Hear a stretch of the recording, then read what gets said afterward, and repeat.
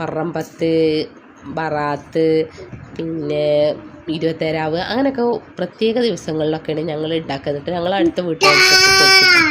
നിങ്ങൾ അങ്ങനത്തെ രീതി ഉണ്ടോയെന്ന് എനിക്കറിയില്ല. അപ്പോഴേക്കും ഇതിൽ സെറ്റ് ആവാനുള്ളൊരു സാധനമാണ് 2 മുട്ട ജസ്റ്റ് ചേർത്ത് കൊടുക്കുക. അപ്പോൾ മുട്ടൻ്റെ ഫ്ലേവർ ഇഷ്ടമില്ലാത്തവർ ഇത് സ്കിപ്പ് ചെയ്യുകയൊക്കെ ചെയ്യും. പക്ഷേ ഇതുണ്ടാവുമ്പോൾ നല്ല സെറ്റായി വരും. അതിനാണ് ഈ 2 മുട്ട ചേർത്ത് കൊടുക്കുന്നത് കേട്ടോ. അങ്ങനെ അതും കുറച്ചും കൂടി വെള്ളമൊക്കെ ഒഴിച്ച് കൊടുത്ത് സെറ്റാക്കിയതിന് ശേഷം നമ്മൾ ഇതേപോലെ ചൂടുള്ള കുക്കറിൽ തന്നെ ഉണ്ടാക്കുന്നത്. അപ്പോൾ കുക്കറിലല്ലാതെ നിങ്ങൾക്ക് നോൺ സ്റ്റിക്കിൻ്റെ പാനിലാണെങ്കിലും ഉണ്ടാക്കാം.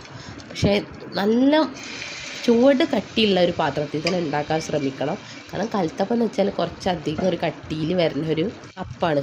അപ്പോൾ കലത്തപ്പം വേണ്ടവർ ഏത് റെസിപ്പി നിങ്ങൾക്ക് ഇഷ്ടമായാലും ആ റെസിപ്പി പിന്തുടർന്നിട്ട് ഉണ്ടാക്കി നോക്കുക. മറക്കണ്ട, സിമ്പിളാണ്, എല്ലാവർക്കും ഉണ്ടാക്കാം. പിന്നെ സാധാരണ അരി കുതിർത്തിട്ട് സാധാരണ ഉണ്ടാക്കുന്ന രീതി നിങ്ങൾക്ക് എല്ലാവർക്കും അറിയുണ്ടാവും. അപ്പോൾ ഇത് സിമ്പിളല്ലേ. അപ്പോൾ കുറച്ചധികം ഉണ്ടാക്കിയിട്ട് എല്ലാവർക്കും ഒന്ന് കൊണ്ടുപോയി കൊടുത്താളി, ട്രൈ ചെയ്തോളി.